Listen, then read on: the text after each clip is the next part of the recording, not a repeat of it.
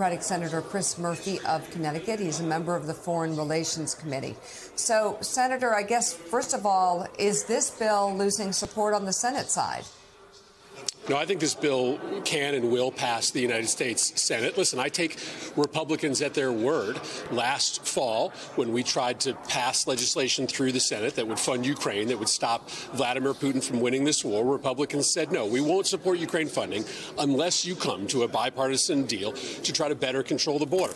I was skeptical of our ability to do that because it's been 40 years since we've passed bipartisan immigration or border reform. But we worked for the last 4 months, myself, Senator Lankford, a really conservative Republican, Senator Sinema, and we achieved that bipartisan compromise. And it's a real compromise. It does the things you say. It reforms a very broken asylum system, so it won't take 10 years to process an asylum claim. People will get certainty, either let into the country or removed from the country within months. It does give the president this new emergency authority to shut down most of the border when crossings get too high, but it also increases legal immigration so that people can come here to reunite with their family or work for a period of time. And I just believe that there are enough Republicans in the Senate who are sincere about solving the problem, as opposed to those who want chaos at the border because Donald Trump thinks it's a good election issue, that we can get this passed. But we'll see. We'll have a vote in the next 2 to 3 days to get onto the bill, and that will tell us whether we still have the support we need or whether Donald Trump has prevailed here. So, Senator Murphy, good morning, and thank you for that fact check for what's actually in the bill. The text now finally out. We know plenty didn't wait to actually read it to prejudge it. But you just at the end there hinted at the politics of this. We know Donald Trump opposes it. We know that there are some of your colleagues in the Senate who seem willing to follow his lead. But the bigger issue is in the House, where the Speaker has really come out against it and has basically said this bill is dead on arrival. So let's get your response to that. Even if you can get this through, even if the next couple of days this gets through the Senate, it's not going anywhere. So then what?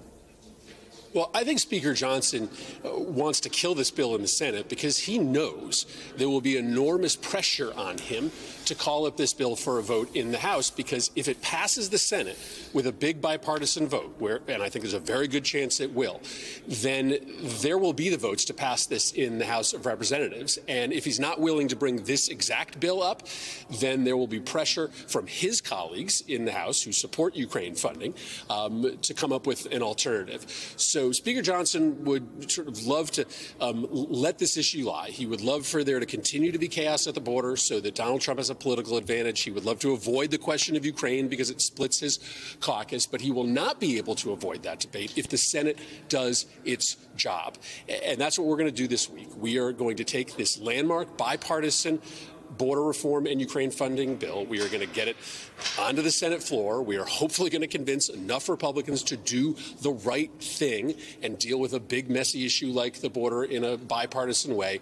And once it gets to the House, I think we have a much better chance that we can ultimately find resolution there. We have no hope if this bill dies in the Senate. We have no hope of trying to convince the House to support Ukraine and fix our border if Donald Trump convinces enough Republican senators to maintain chaos at the border. I hope and I trust right now that that won't happen. Senator Murphy, David Ignatius in Washington, congratulations on getting this bipartisan deal set in the Senate. If it ends up getting turned down in the House and being seemingly stopped in its tracks, do you think that President Biden should just try to take this issue away from the Republicans, who seem to be playing politics with it, and use every bit of his executive authority to address the border crisis on his own? Say, basically, won't pass the legislation? OK, I'm going to do it myself. Would that be a good strategy for him? Well, here's the problem, David. The president can't do this by himself. The president doesn't have the legal authority without additional legislation to control the border and fix the broken asylum system in the way that needs to be done. And this is part of the fiction that gets perpetuated on the American public by Republicans. Now, they wanted to pass border legislation last year. In fact, it was so important to them in the House of Representatives that they named it H.R. 2. It was the second bill they introduced. But as soon as it became clear that bipartisan border reform legislation might pass, Republicans in the House started screaming, no, the president doesn't need any new laws. He has all the authority he needs. That's just not true. We know that because Donald Trump couldn't do a much better job of controlling the border. Presentations were at a 10-year high before COVID. And we also know that without legislative reform to the asylum system, without an infusion of resources to try to clear the backlog, it's still going to take 10 years to process an asylum claim. So, no, we need legislation. Republicans know we need legislation, and many of them are trying to stop this legislation because they know the president can't fix it on his own, and they know that the border will still be chaotic without us passing a bill. Senator Murphy, Al Sharpton, what is being done to get the public to really rise up in various states to say to their senators that they want to see the border issue resolved? I mean, you're getting migrants beating up policemen in the streets in New York. You're seeing an influx of migrants all over the country that frankly have people outraged. And couldn't there be some kind of public pressure put in the next couple of days in some of these senator states saying, why are you allowing this to continue?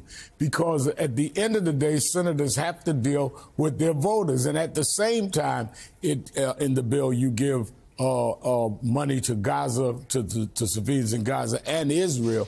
But the border, I mean, we're looking every day at the invasion of migrants, and they're playing a time game with politics on this. Couldn't that pressure put to bear in their home states? So, listen, the vast middle of America believes two things. One, they're proud of this nation's history of immigration. They still want people to come to this country if they're legitimately fleeing violence or terror or torture.